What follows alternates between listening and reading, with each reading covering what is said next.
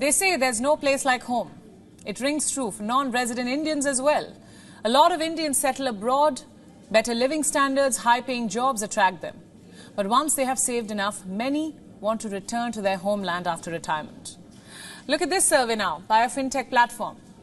It shows at least 60% of the non-resident Indians living in the US, Canada, the UK, Australia and Singapore want to come back to India to spend their golden years. Let's take a look at some more figures. 80% of NRIs based in Australia plan to return to India after retiring. We have the same figure for Singapore. From the US, 75% of NRIs want to come back. From the UK, the figure stands at 70%. From Canada, it is 63%. So why do so many Indians want to come back home? It's as much for financial as for emotional reasons. You see, India is formulating a strong strategy to stabilize its economy. It has become an emerging global startup hub to reckon with. There are stellar manufacturing capabilities, financial services and technology advancements.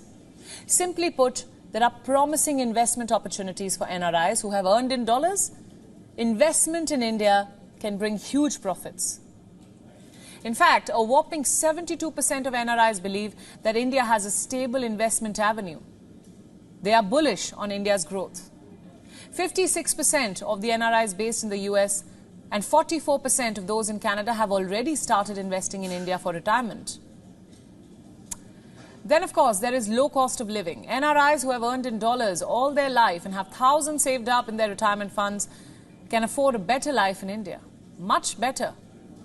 In fact, far better than they would have in the United States or even the United Kingdom.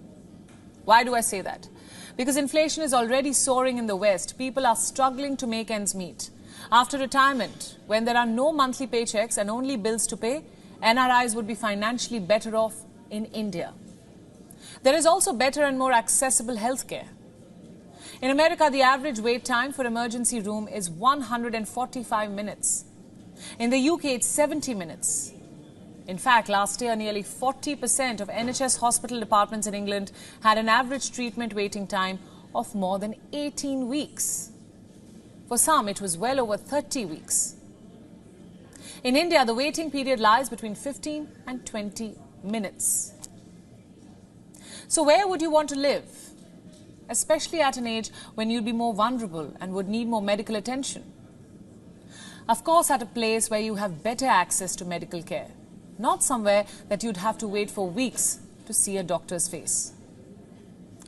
Then there is the emotional factor. Indians go abroad and build a new life, but often their families are left behind. And why just families? Also their friends, their culture, their childhood memories. Some want to raise their children or grandchildren in India close to their culture.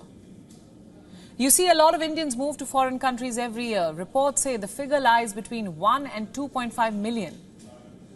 As of data from 2020, 18 million Indians live abroad.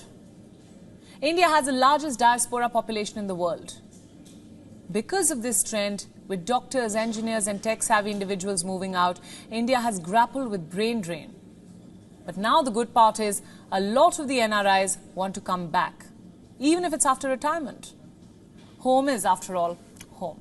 WION World is One is now available in your country. Download the app now and get all the news updates on the move.